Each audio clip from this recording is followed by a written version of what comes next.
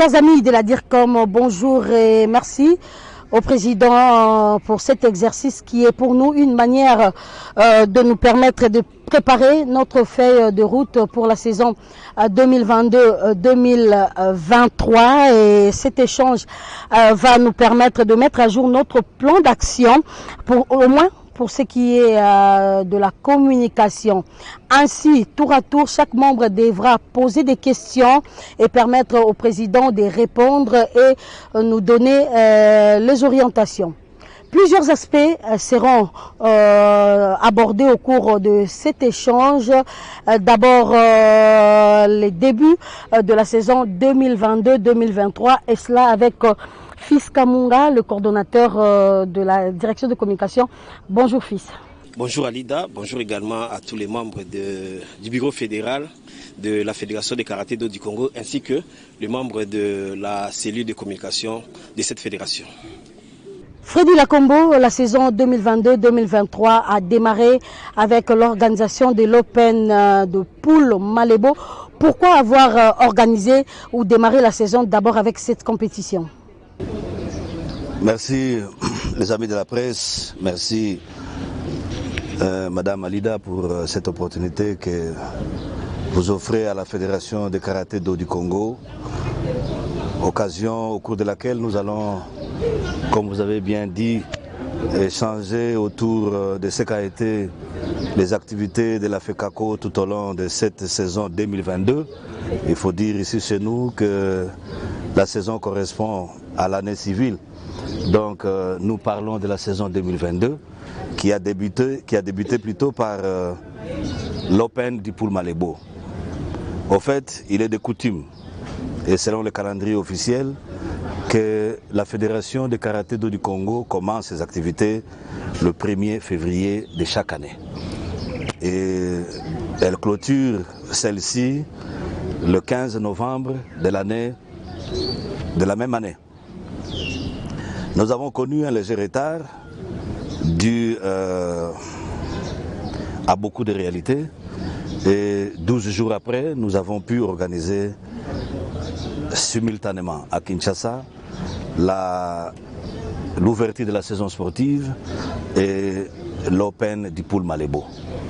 Pourquoi? Parce que à chaque ouverture de saison, la Fédération de karaté-do du Congo a coutume d'accompagner cette ouverture par une activité sportive qui marque réellement la reprise des hostilités ou des entraînements et donc de la pratique officielle du karaté dans la République démocratique du Congo. Pour cette année, il était question que nous allions à Mbandaka. Pourquoi? Parce que cette année, nous prévoyions d'avoir les championnats nationaux à Mbandaka, chose qui n'a pas été possible.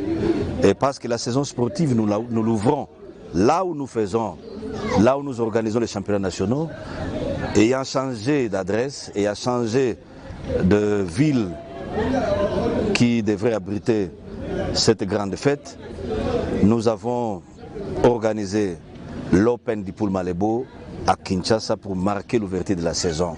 C'est ainsi que nous avons eu à avoir une compétition internationale ici à Kinshasa qui a opposé les deux capitales ou les pays aux capitales les plus proches du monde, c'est-à-dire la République sœur du Congo et la République démocratique du Congo, notre pays. Monsieur le Président, c'est vrai que l'Open Malebo a été un succès parce que c'était pour la première fois de voir une compétition de karaté organisée, être retransmise ici sur la chaîne nationale. C'était au studio Maman Ngebi, mais également avec la participation de plusieurs athlètes qui sont venus dans les différentes provinces. Quel a été le secret? Le secret est le même, c'est-à-dire la volonté de mieux faire. Lorsque nous avons pris les charges de la Fédération nationale de karaté, nous avons promis de redynamiser les activités à partir de la base. Nous avons pensé ou nous pensions que ces activités ou cette activité de karaté ne pouvait pas se faire sans l'accompagnement ou sans, n'est-ce pas, l'intérêt de la base. voulant avoir tout le monde avec soi dans cette ouverture solennelle de saison, nous avons lancé des invitations à toutes les ligues provinciales. Nous en avons 26, dont 20 sont viables. Et vous avez vu que celles-ci n'ont pas traîné à venir ou à envoyer les athlètes participer à cette grande messe qu'est la rouverture de la saison sportive qui a coïncidé avec l'Open du Pool Malébo, une compétition internationale que nous voulons importante dans la zone ouest comme nous en avons dans les autres zones. Quittons d'abord la compétition pour parler cette fois-ci de l'organisation au niveau du bureau fédéral. C'est vrai, l'année 2021 a été une année, qu'on pouvait dire, qui s'est terminée avec succès, avec beaucoup de réalisations, mais 2022 s'ouvre sur fond de crise. Fond de crise tout simplement avec la suspension du troisième vice-président de la Fédération de karaté-do du Congo. C'était un mauvais départ pour cette année. Oui, mais mauvais départ, vous le dites, mais pas vraiment, d'autant plus que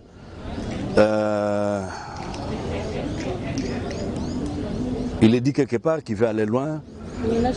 Maintenant, ça monte. Donc, nous ne pouvions pas avancer et aller trop loin sans pour autant faire ces remue-ménages qui étaient importants, d'autant plus que nous avions déjà des problèmes au sein du bureau exécutif qui ont réellement affecté la bonne marche ou le bon fonctionnement de la fédération. Et parce que la fédération de karaté-do du Congo est une ASBL, elle est soumise par des textes. Et ces textes qui la régissent s'imposent pour tout le monde. Il a fallu les consulter, les mettre en pratique et sortir, n'est-ce pas, de cet imbroglio ou de ce tohu-bohu qui a été voulu, orchestré et créé par un de nos membres. Certains disent que c'était un problème individuel entre la Combo et le troisième vice-président de la fédération. Ce n'était pas un problème du bureau exécutif. Si c'était un problème individuel, il ne serait pas ici avec moi. Vous voyez très bien que je ne suis pas seul, c'est tout le bureau exécutif qui est avec moi. Donc la fédération fonctionne normalement et ça n'a jamais été un problème particulier ou personnel. Ça a été une histoire d'un membre contre sa fédération, un membre qui a méprisé les textes qui l'ont voté, les textes qui l'ont mis là où il est. Et bon, les conséquences ne pouvaient être que celles. Fils Kambunga, nous allons vous libérer. Le temps pour nous de prendre Genovic Mboa et JC Mwamba pour parler championnats nationaux. Pourquoi le choix de Kisangani, JC? Vous pouvez déjà venir. Pourquoi le choix de Kisangani, Monsieur le Président? Oui, au fait, j'étais en train de dire ici que la ville qui abrite en principe les championnats nationaux, c'est la même ville qui reçoit la FECACO en termes d'ouverture de la saison. Mais ici, il y a eu un peu de problèmes liés au fait que les championnats nationaux de 2022 étaient destinés à Mbandaka. Mais parce qu'il y a eu des problèmes, des crises sanitaires en Mbandaka liées à la recrudescence d'Ebola, nous étions obligés rapidement de chercher un panacée à ces problèmes, ce qui a fait que nous ayons l'ouverture de la saison à Kinshasa et dans l'entretemps, il fallait chercher une ville qui devrait abriter les championnats nationaux. La Ligue de la Chopo, nouvellement créée et installée, ayant sauté sur l'occasion, a proposé d'abriter cette compétition de prestige pour la fédération, chose qui nous a tous embarqués et nous avons trouvé qu'il était normal de se déplacer ou de déplacer tout le monde vers Kisangani pour cette grande fête. Vous avez été avec nous à Kisangani, le choix n'a pas été mauvais, le cadre était bon et il était beau. En plus, nous avons une très bonne compétition. Nous y sommes allés et nous sommes rentrés. Je crois que tout le monde ici peut témoigner que les championnats nationaux de Kisangani étaient un succès. Genovic. Les championnats nationaux de Kisangani étaient un succès, mais Qui a organisé en fait ces championnats nationaux, Monsieur le Président? Parce que je me rappelle de l'interview que nous avions eue avant les championnats nationaux. Vous parliez de la ligue qui devait vous recevoir, qui devait recevoir toutes les ligues pour organiser ces championnats. Mais qui a organisé en fait ces championnats nationaux de Kisangani? Les championnats nationaux sont une activité de la fédération. C'est le bureau exécutif de la fédération qui organise les championnats nationaux. Mais cependant, comme nous avons choisi de le faire rotativement dans toutes les provinces, le choix est tombé à Kisangani et la Ligue de la Chopo, naturellement, devrait nous abriter. Devrait abriter plutôt les championnats nationaux.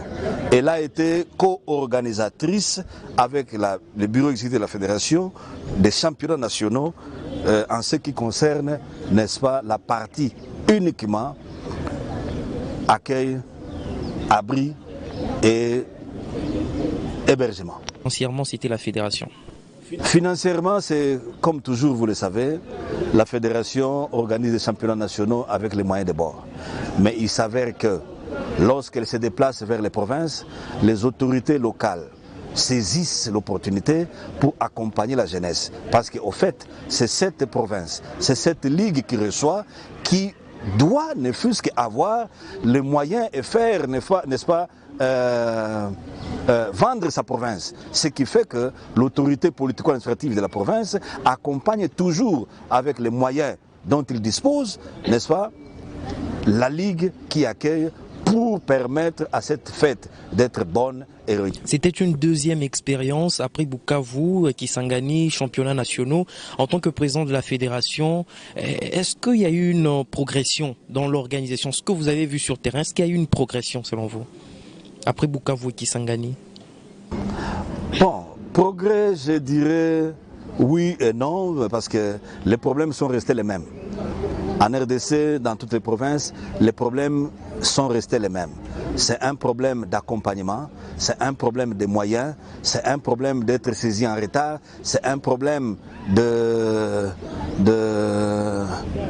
j'éviterai de dire négligence, parce qu'au fait, les gens ont tendance à ne supporter que les disciplines qui drainent des foules. Les disciplines qui sont du genre sport roi. Ici, le karaté étant parent pauvre, il est difficile d'avoir tous ces mondes qui viennent rapidement et à temps le soutenir lorsque le karaté doit se produire quelque part.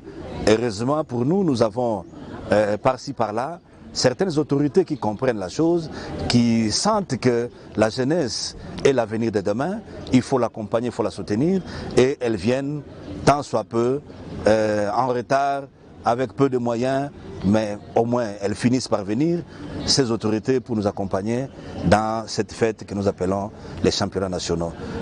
Ceux de Bukavu ont été une réussite, ceux de Kisangani mêmement, et nous croyons que ceux de Mbandaka l'année prochaine seront... C'est déjà le choix indiqué? Non, mais parce que ça a raté l'année ici, 2022, il faudrait revenir dans le premier choix, n'est-ce pas, parce que l'Ebola, entre-temps, a disparu dans la province de l'Équateur. Justement, vous avez quelque chose à ajouter par rapport Oui, par rapport aux championnats nationaux, Monsieur le Président, il y a eu une forte participation des provinces. C'était 13 au total. Et d'ailleurs, ça vous avait séduit à remettre un tatami à cette jeune ligue de la Chopo.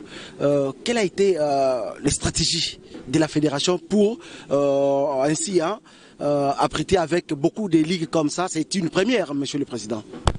Oui, c'est tout ce que j'étais en train de dire tantôt là. Progrès oui, progrès non. Et dans l'affirmative, il fallait souligner que les championnats nationaux de Kisangani ont connu une participation de 13 provinces, comme venait de le dire, et ceux de Bukavu en avaient que 7 ou 6, je crois. Donc il y a vraiment un progrès notable dans le sens que le karaté qui était dormant hier s'est réveillé. Et il s'est réveillé d'un bon pied, il est en train d'aller de l'avant et tout le monde voudrait participer à cette fête nationale. Nous, Le secret, c'est comme j'ai dit, la volonté de mieux faire, la volonté d'être présent, la volonté de faire parler karaté, la volonté de faire respirer karaté, la volonté, n'est-ce pas, de n'exister que par le karaté. Voilà pourquoi, lorsque nous nous déplaçons, lorsque nous le faisons avec amour, avec tout le cœur que nous avons, avec tous les moyens dont nous disposons pour que ceci réussisse. C'est ainsi que vous verrez, hier ou avant-hier, on avait 6 ou 7, hier 12 ou 13, et demain, je peux vous dire qu'on aura 15. Donc, je n'ai pas peur d'être contredit parce qu'ici, l'évolution est ascendante. Voilà, Monsieur le Président, nous sommes toujours à Kisangani, à l'issue bien sûr de ces championnats nationaux. Et ça a été sanctionné par l'Assemblée générale ordinaire. À l'issue de cette assemblée, d'abord, il y a eu modification de l'article 3 de votre statut, si je me souviens. Et de 3 articles, même plus. Il y a 3 articles qui ont été modifiés. Et aussi la radiation de l'un de votre membre du comité, le 3e vice-président, qui a été radié. N'est-ce pas ça? C'est quelque chose de trop fort. Vous êtes en communion dans un comité et puis vous décidez de débarquer quelqu'un du comité avec la radiation, avec interdiction d'ailleurs de participer ou d'assister à toutes les activités du karaté. Oui, il est dit quid ama castiga bene. Donc nous croyons que celui qui aime bien châtie bien. Ce n'est pas une question personnelle. Je n'ai pas de commentaires personnels à faire là-dessus. L'Assemblée générale, qui est au-dessus de tout membre de la FECACO, a siégé valablement et a décidé. Donc je ne voudrais pas ici commenter, critiquer ou analyser une décision de l'Assemblée générale sous peine de s'exposer. N'est-ce pas? Je voudrais quand même que les gens apprennent à respecter les assemblées générales lorsqu'elles siègent. Supérieur et suprême de ces associations sans but lucratif, donc lorsqu'elles prennent leurs décisions, elles sont sans appel. Et malgré cette radiation, mais les dossiers au niveau de la justice, ça continue. La fédération. Je ne sais pas si ça doit continuer ou non, d'autant plus que hier peut-être il avait la qualité, mais aujourd'hui il n'en a plus. Je ne sais pas à quel titre il ira encore poursuivre la FECACO. Voilà, je crois que vous avez épuisé toute votre inquiétude à ce sujet. Monsieur le Président, nous allons parler... Il a soulevé une question importante. Je vais y revenir parce qu'il a parlé d'un aspect très important qu'il est en train de négliger lui-même, les dons des tatamis. C'est très important, il faut souligner ici que le bureau exécutif de la FECACO a décidé désormais, partout où il y aura championnats nationaux, de laisser un tatami pour permettre, n'est-ce pas, à ces jeunesses du coin d'évoluer, de pratiquer dans de bonnes conditions le karaté. C'est pourquoi, lorsque nous avons fini avec les championnats nationaux de Kisangani, nous avons doté la Ligue du Sud Kivu. Elle a reçu elle-même, elle aussi, n'est-ce pas, un tatami, une surface de tatami de 64 mètres carrés, je crois, comme la province de la Chopo, pardon, 8 mètres carrés. Voilà, 64 portions, comme la Ligue de la Chopo. Nous avons été à Bukavu, nous nous sommes rattrapés en donnant un tatami à Bukavu, à la Ligue de Sud Kivu. Nous venons de Kisangani, nous avons doté la Ligue de la Chopo d'un tatami, et là où nous irons demain, nous ferons la même chose. Voilà. Ce sont des innovations, qu'il faudrait ici noter, parce que ce sont des innovations positives qui donnent, n'est-ce pas, la soif et le désir, n'est-ce pas, à tous ces jeunes gens qui veulent pratiquer le karaté de revenir. C'est ainsi que lorsqu'il dit que nous avons fait la modification des statuts, c'est vrai, nous avons eu à procéder à la modification de plusieurs articles de nos statuts, juste pour permettre à la FECACO d'être compétitive en termes juridiques. Ça nous permet d'être à mesure de résoudre clairement les questions, parce qu'elles seront cette fois-ci reprises dans nos statuts. Il y a des fois où vous avez des cas qui ne sont pas repris dans les statuts, ils sont muets et ça pose un problème. Voilà, Freddy Lacombo, la télé c'est le temps. Nous allons parler tournoi d'amitié des pays de Grand Lac et championnat de l'IFAC Région Centre. Les temps pour Junior Bompema et Charles Massoudi de nous rejoindre. Deux compétitions qui se sont organisées sans votre présence physique. Oui, mais vous voyez que ma présence n'est pas très importante, dans ce sens que le karaté ne devrait pas tourner autour de ma personne. Et les choses peuvent se passer sans moi. Comme je l'ai dit tantôt dans une réunion, que j'ai fait mon temps, je passerai. Je ne suis pas venu faire carrière à la FECACO. Ici, ce n'est pas du travail, mais plutôt une passion. Nous sommes en train de faire ce que nous avons toujours rêvé de faire, accompagner la jeunesse, lui permettre, n'est-ce pas, d'atteindre les niveaux les plus alléchants de cette discipline en termes de compétition. Et 2 fois déjà, nous avons organisé des compétitions importantes à l'est de la RDC, précisément à Goma. Le tournoi d'amitié des Grands Lacs, en sa première édition, je n'ai pas été physiquement présent jusqu'au jour de la clôture. À la deuxième édition, je n'ai pas été présent et à l'ouverture et à la clôture. C'est pour dire que les choses ne devraient pas passer ou se faire uniquement quand je suis là. Les choses doivent rester impersonnelles, d'autant plus qu'ici, ce qui prime, c'est l'intérêt général. Ceux qui sont avec moi, les membres du bureau exécutif, sont capables de faire la même chose que moi. Ils sont capables, ils sont à la hauteur, ils l'ont prouvé et la fête était bonne à Goma. Nous avons vécu cela ensemble avec le secrétaire général Pamphile Mbaka. D'ailleurs, ils sont là derrière vous. On va les saluer après. Junior Bompema, une question par rapport à ça. Charles Massoudi.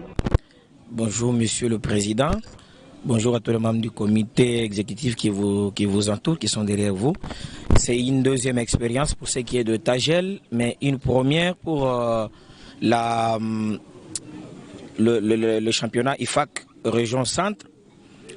On commence d'abord par les Tagel. Quel est le bilan que vous dressez vous-même sur le plan sportif? Parce que vous avez tout à l'heure parlé de l'organisation, mais sur le plan sportif, Tagel, cette fois-ci, est-ce que en termes de bilan, comment vous trouvez par rapport à la saison passée ou à la première édition?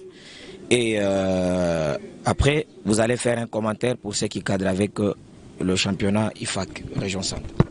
Oui, déjà je veux dire que le Tagel 2 est un produit amélioré du Tagel 1. Le cadre, les conditions, la spécificité dans le sens que le Tagel 2 a été couplé par les championnats d'Afrique de la région centre. Nous avons eu au même moment la présence d'une très grande délégation de l'IFAC et même de la Fédération mondiale. Nous sommes en train de dire ici qu'il y a un progrès notable. Les erreurs d'hier ont été corrigées, sauf qu'il y en a qui n'ont pas été corrigées. Elles ont été par contre alourdies, n'est-ce pas? Ce sont des questions de finances, ça arrive toujours. Mais ici, sur le plan technique, la moisson a même été améliorée. La moisson que nous avons faite l'année passée, ou l'année antérieure, l'année passée je crois, l'année passée a été ici améliorée. C'est-à-dire que nous avons aussi, en cette occasion, eu à faire participer d'autres pays ne faisant pas partie de la région des Grands Lacs. Donc, le Tagel 2 a été amélioré. Il a été confronté à une nouvelle réalité de l'Afrique de l'Ouest avec la présence de l'Afrique de l'Ouest, non? Je dirais toujours l'Afrique centrale. De l'Afrique centrale avec la Guinée équatoriale. Ouais. Donc, c'était une nouvelle expérience pour nous et c'était très beau. Ici, il faut dire qu'en marge de cette compétition, pour la première fois, une fédération va produire une douzaine d'officiels continentaux en une seule édition.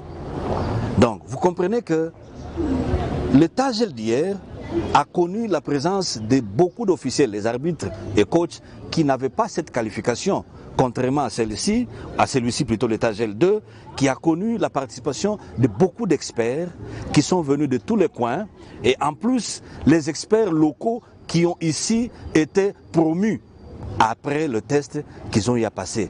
Test concluant devant les experts de l'UFAC et de la WKF. Mais la deuxième édition du Tagel, c'est une 80aine d'athlètes. Pourquoi ce nombre, cette taille d'athlètes? Qu'est-ce que la fédération visait ou vise en sélectionnant autant de léopards pour cette compétition? La politique de la FECACO est simple. C'est beaucoup de participation, beaucoup d'activités, la redynamisation des activités. C'est par cette politique que nous disons qu'au lendemain des championnats nationaux, il faut donner la chance à tout le monde de se frotter avec les athlètes qui viennent d'ailleurs pour ainsi aiguiser leur technique et leur permettre surtout que le Tagel 2 ici précède ou précédait les championnats du monde junior, cadet et U21. Donc il était pour nous une question, au-delà de la sélection nationale déjà faite au niveau des championnats nationaux, donner la possibilité aux autres, les talents qu'on a découverts dans les zones de développement, pour que ceux-ci viennent aussi, n'est-ce pas, gonfler le nombre ou gonfler la tanière des léopards. C'est ainsi que vous verrez que chaque fois que nous aurons le Tagel, nous prendrons presque tout le monde pour permettre aux athlètes, n'est-ce pas, de participer, de se frotter aux autres, ainsi améliorer leur position, leur classement et leur compétitivité. Monsieur le Président, je voulais quand même, vous avez tout à l'heure abordé la question liée aux finances et c'est toujours le cas. Quand les fédérations veulent se déplacer à moindre public, ça pose toujours problème. Et vous continuez à organiser, vous continuez à y rester. Qu'est-ce qui se passe? Et on pense qu'en organisant le Tagel, vous faites une boutique. Je ne sais pas. Je ne sais pas. Peut-être. Mais moi, je crois que c'est plutôt l'image de la RDC. Il se raconte partout que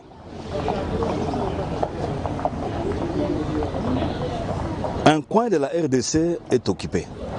Il est invivable, il est non viable, il est en difficulté, il est beaucoup de choses. Cette image qu'une certaine presse est en train de ternir par rapport à ces atrocités qu'on a à l'est du pays, nous pousse à un certain moment de proposer autre chose c'est vivable. La RDC étant une terre hospitalière légendaire, il est toujours possible d'imaginer quelque chose, même là où on dit que ça ne va pas. La preuve, 2 fois durant nous avons organisé ce tournoi à Goma et il n'y a eu aucun problème. Il n'y avait que beaucoup plus de peur que de mal.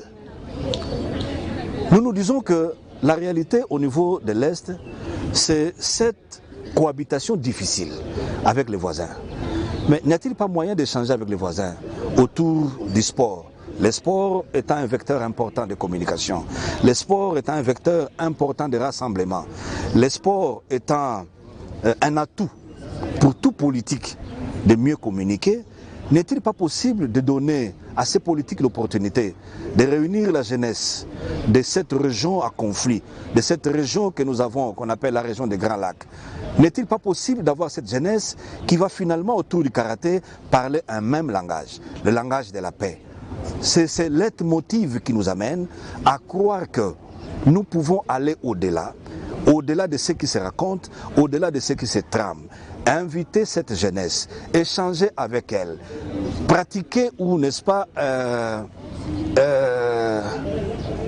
simuler des combats pour ainsi se dire qu'après ce combat de karaté, mais il y a une vie, il y a une fraternité qui naît, il y a, comment on appellerait ça, cette mixité sociale, qu'il y a la communion qui se crée. Il y a une vie, il y a une réalité autour de ce combat de karaté. C'est le langage de la paix. C'est possible. Vous suivrez qu'au Tagel 1, les jeunes de la région on fait une lecture puissante, l'engagement de la paix. Cette déclaration, elle peut sembler être nulle, mais écoutez, le spirituel précède toujours le matériel. Lorsque vous déclarez quelque chose, attendez de le voir s'accomplir. Donc nous croyons que parce que nous répétons cette compétition chaque année, cet engagement de la jeunesse amènera les gens à comprendre que la guerre ne sert plus à rien. Monsieur le Président, vous parlez finances, vous vous plaignez, j'ai rebondi autrement. Pourquoi vous ne donnez pas cette compétition, ce tournoi de Pays des Grands Lacs à l'UFAC par exemple, que ce soit une organisation de la Fédération mondiale, que ce soit mis dans les calendriers, soit de l'UFAC, soit de la Fédération mondiale, et finalement vous serez quitte, vous n'aurez pas assez de problèmes d'organisation, ça sera à charge de votre confédération, sinon de la Fédération internationale. Vous vous embourbez dans ces problèmes, conséquence très souvent. Dans les 2 éditions, vous n'avez jamais été présent. Le calendrier de l'IFAC, cette année, a fait mention du tournoi d'amitié des Grands Lacs.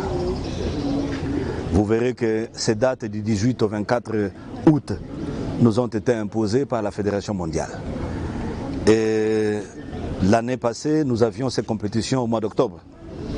Cette année, elle a été avancée de 2 mois. Pourquoi? Parce que la Fédération mondiale a trouvé que c'est en ces moments précis qu'il y avait opportunité d'avoir une compétition de ces rangs dans une des entités subdélégataires de la WKF. La FECACO étant propriétaire intellectuel de cette compétition, elle ne tient pas. Le TAGEL étant le produit de la FECACO, elle vend ou il vend la FECACO. Il fait la fierté de la FECACO. Il y a autant de fédérations en Afrique, plus de 50, mais qui n'ont pas d'activité personnelle, d'activité qu'elles ont créées elles-mêmes. Nous sommes fiers d'avoir le TAGEL. Le TAGEL a réussi si bien que le retentissement va jusqu'au-delà de nos frontières, au-delà des frontières même africaines. Ça fait qu'aujourd'hui nous sommes invités. Aujourd'hui nous sommes invités par la principauté de Monaco. Dans ce qu'on appelle, il y a une ASBEL qu'on appelle Sport et Paix, qui est présidé par le prince de Monaco et le vice-président c'est Didier Drouba. Nous avons été invités officiellement pour participer dans tout ce qu'ils ont comme organisation. C'est ce que nous avons fait à Goma, qui a fait ce retentissement, qui a fait que tout le monde aujourd'hui parle du TAGEL. Vous m'avez suivi, j'étais reçu par le président de la Fédération de karaté-do des États-Unis. On a parlé que du TAGEL. On a parlé que du TAGEL. Aujourd'hui, le TAGEL, c'est comme le Panadol, c'est comme l'Ibicap du karaté africain. Donc il faudrait les prendre. Oui, mais la souffrance va s'arrêter un jour parce que le politique comprendra que ce que nous faisons, c'est pour son intérêt. Il y a la question des mauvaises foi tout simplement. Lorsqu'on doit par exemple accompagner des activités qui ne vendent pas le pays, qui ne font pas la fierté du pays et on néglige les TAGEL, c'est juste une mauvaise foi de certaines personnes, mais je crois que ça passera, ça ne fera pas longtemps parce qu'on ne combat que des bonnes idées. Un jour, elles finissent par éclore et les gens comprennent. Galilée disait que la Terre tourne autour du Soleil. Personne ne l'a cru, n'est-ce pas? Mais finalement aujourd'hui, tout le monde s'est rendu compte. Il a même été pendu. Il a même été pendu pour ce qu'il faisait là. Mais aujourd'hui, tout le monde se rend compte que réellement, c'est la Terre qui tourne autour du Soleil. Vous avez quand même un sponsor pour ça et... Écoutez, nous avons des sponsors, comme vous dites, oui. Les sponsors officiels de la FECACO, c'est le gouvernement congolais qui nous accompagne toujours. Et nous continuerons à chercher par-ci par-là les autres s'ils pourront venir. Le TAGEL, le fait qu'il a été élevé au rang d'une compétition complémentaire, n'est-ce pas, de la région, prouve à suffisance que le cahier de charges a été rencontré. Junior, nous allons vous garder le temps pour nous de faire appel à John Mbui pour parler, Monsieur le Président, championnat du monde et d'Afrique. Ce sera une deuxième participation pour la République démocratique du Congo. Avec quelle ambition? La RDC va se frotter au plus grand encore une fois dans 4-5 jours Elle va participer au championnat du monde de karaté pour la 2e fois. Nous y allons comme tous les léopards qui se respectent. On ne va pas faire piètre figure. On va faire ce qui est de notre nature, la nature des léopards, comme tout félin qui se respecte, il n'est pas minimisé. Donc nous y allons, nous pourrons, Dieu voulant, ramener ne fût-ce que quelque chose. Pour la première édition, pour la première participation, c'était trop difficile, c'était le baptême des feux, nous sommes rentrés bredouilles, mais cette fois-ci nous croyons, avec cette jeunesse montante des cadets et juniors que nous avons pu, n'est-ce pas, sélectionner, je crois que vous les avez vus à l'œuvre, la préparation est de grandes factures, nous croyons que nous pourrons ramener quelque chose, si pas la médaille d'or, mais au moins la médaille d'argent. John, on retient que c'était le baptême du feu pour la première participation. Cette fois-ci, ça ne sera pas le cas. Monsieur le Président, pour ramener médaille d'or, d'argent comme vous le dites, ça dépend aussi d'une belle préparation. Est-ce que les léopards se sont bien préparés pour rafler, n'effisquer une médaille, si pas argent, or? La tanière des léopards est garnie. Et nous croyons que cette fois-ci, malgré la préparation in loco, la préparation maison, qui est difficile, j'ai vu la hargne qui habite cette jeunesse, j'ai vu ces jeunes gens comment ils se préparent, j'ai vu la détermination qu'ils ont. Ah, mais je crois qu'il y a lieu de rêver. Il y a lieu de rêver une médaille. Une médaille, c'est possible de la ramener, cette médaille. D'or, d'argent, c'est une médaille. Et au-delà de cette préparation que nous faisons, que nous parachevons ici à Kinshasa, il faut dire que nous venons de 2 grandes préparations, les championnats nationaux et les Tagel. C'était aussi des préparations parce que ces compétitions se sont suivies dans les 2 mois ici, on a eu une forte préparation. Aujourd'hui déjà, nous sommes en train de baisser le rythme, d'autant plus que nous sommes à 5 jours de la compétition. On ne peut plus avoir le même rythme qu'on avait hier, sinon les athlètes sont prêts. Monsieur le Président, avant de vous poser ma 3e question, répondant à une question vous posée par Geneviève Mboa concernant les finances, vous avez fait allusion à quelques finances, je peux dire d'une manière un peu isolée, par quelques autorités qui vous aident pour l'organisation des championnats nationaux. Junior Bompema l'a évoqué ici. Bon, je vais être pragmatique.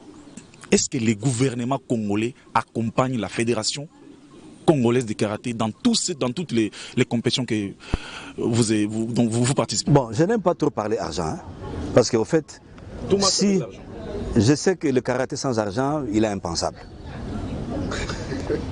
Mais si nous devons tout mettre, ou nous devons tout conditionner par l'argent, donc nous ne ferons rien.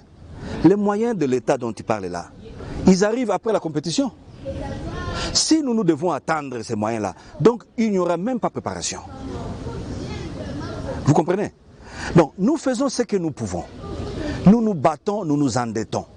Il faut le dire comme ça. Nous nous battons, nous nous endettons jusqu'au cou pour permettre à cette jeunesse de rêver, à cette jeunesse de participer comme les autres. Ailleurs, vous voyez, des pays, je ne citerai pas, de petits pays, je dirais même des pays pauvres, qui amènent les athlètes à ce niveau-là, qui participent au complet. Mais nous, la RDC, ces géants au centre de l'Afrique, ces pays de Patrice Lumumba, ces pays costauds dont tout le monde rêve, n'est-ce pas, de lui arracher un morceau pour se faire une santé financière. Ce pays-là a des difficultés pour envoyer les athlètes dans ces compétitions. Mais ici, il faut préciser et être reconnaissant que le gouvernement congolais, quand bien même il arrive en retard, il accompagne toujours. Il donne toujours les moyens que nous sollicitons pour que ces compétitions-là soient possibles. Ce que nous déplorons, c'est la léthargie, le retard, la mauvaise foi dans le traitement des dossiers. Une compétition qui s'annonce dans 2 mois, dans 45 jours. Parce qu'il ne faut pas dire que nous ne connaissons pas les calendriers. Il ne faut pas dire que ces autorités n'ont pas les calendriers. Elles reçoivent les calendriers. Donc nous envoyons les calendriers à temps, mais c'est à eux, à leur administration de réagir. Mais 2 fois 45 jours après que vous ayez envoyé les dossiers, ils vous répondent à 2-3 jours de la compétition. Et ces réponses, ce n'est pas encore l'argent. C'est juste les documents qui sont signés, qui doivent maintenant faire le cours, les circuits de finances pour atteindre l'argentier de la RDC qui signe, peu ou pas. Monsieur le Président, mais sinon je voulais savoir, puisque après la coupe, après le championnat du monde, il y aura le championnat d'Afrique qui va se tenir en Afrique. En Afrique du Sud, est-ce que la RDC sera présente là-bas?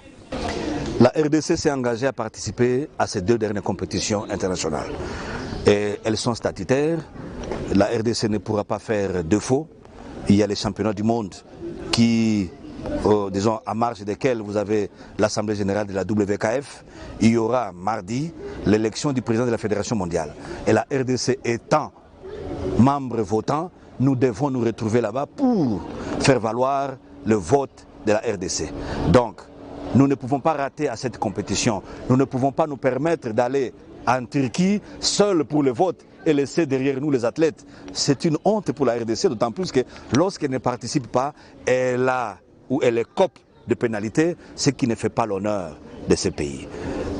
Les championnats d'Afrique qui se tiendront à Durban du 28 novembre au 4 décembre 2022 sont aussi ici tagués par la FECACO.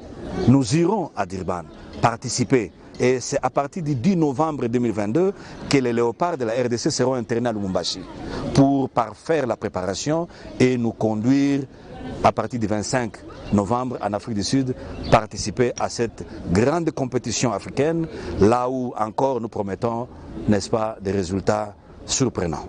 Aujourd'hui, nous parlons des juniors. Vous avez parlé de cette préparation, mais est-ce qu'il faut toujours attendre qu'on annonce les compétitions pour commencer les préparations? Ou je pense, si on rêve d'une médaille à ce niveau-là, il faut déjà placer les athlètes au niveau des camps d'entraînement et essayer d'attendre les résultats, les vrais, parce que là, ils ont des bons sparring. Le cycle de préparation d'un athlète, surtout dans les arts martiaux, est ici quadriennal, si je peux le dire.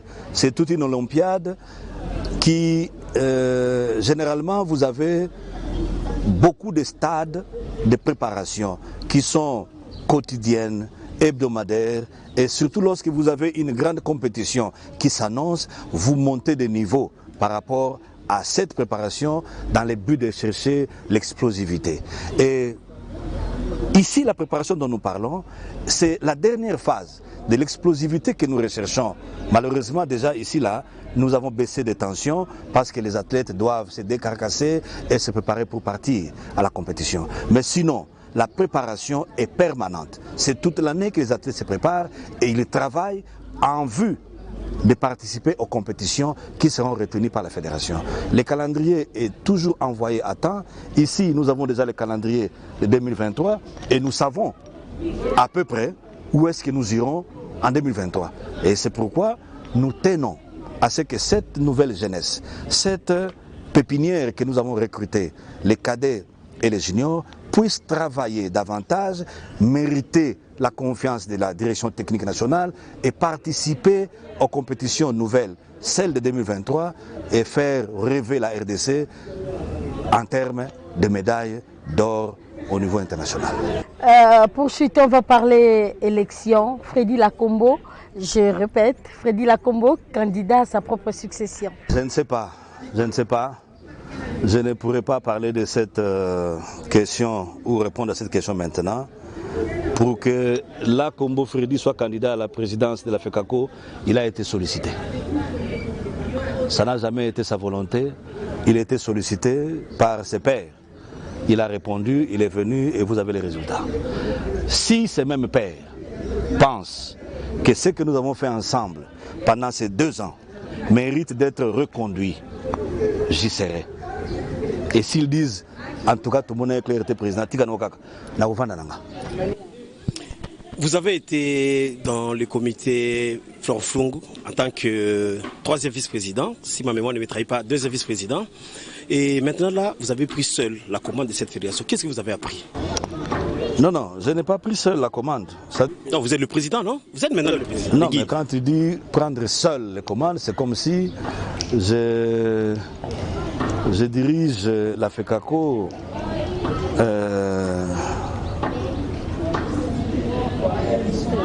seul comme un dictateur. Non, je reçois toujours l'accompagnement du 1er vice-président, du 4e, du secrétaire général et tout le monde. Ensemble, nous faisons ce leadership que vous voyez. Donc, ce qui est vrai est que j'impulse les activités de la FECACO. Hier, j'accompagnais le président Flungu, pour qui j'ai beaucoup de respect et je salue en passant. Et aujourd'hui, il a plu plutôt à l'Assemblée générale de la FECACO de me faire cette confiance, de les conduire. Je l'ai fait avec les membres du bureau exécutif et le résultat est sans appel.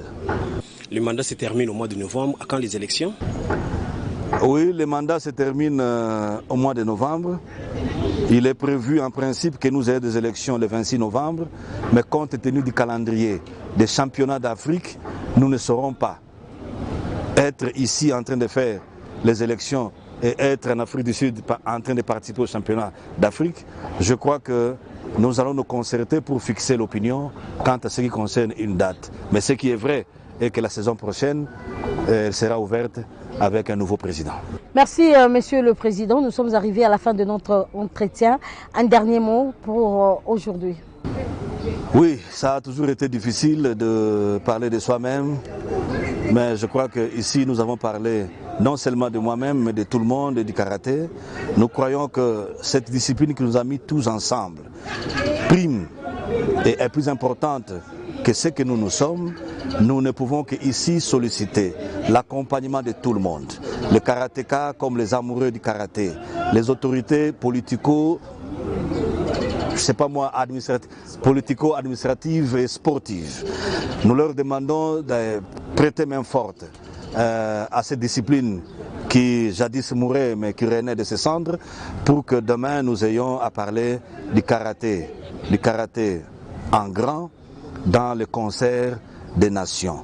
Nous croyons que déjà avec ce que nous faisons, avec votre appui, nous sommes en train de hisser les drapeaux de la RDC dans le firmament du karaté mondial. Et les moyens faisant toujours défaut, nous en appelons à votre bonne foi et à la volonté politique pour que ici nous ayons des moyens qu'il faut, d'autant plus que ce que nous faisons, c'est l'encadrement de la jeunesse, cette jeunesse qui est l'avenir de demain, cette jeunesse sur qui il faut compter, d'autant plus que le karaté, dans ses vertus, elle forme l'homme, elle forge l'homme, elle donne un bon citoyen. Merci. Merci M. Freddy Lacombo, ensemble avec tout votre comité. Nous saluons le premier vice-président Jean-Claude Moutipanda, le 4e. Comment tu l'as? Tu l'es très original. L'homme de 20, le secrétaire général adjoint et le secrétaire général Alain Pamphile Mbaka. Merci à tout votre comité d'avoir répondu à notre invitation. Et chers membres de la DIRCOM, je crois que nous avons eu des éclaircissements à toutes nos questions, les zones d'ombre. Voilà, c'en est fini pour aujourd'hui. Merci à vous de nous avoir suivis.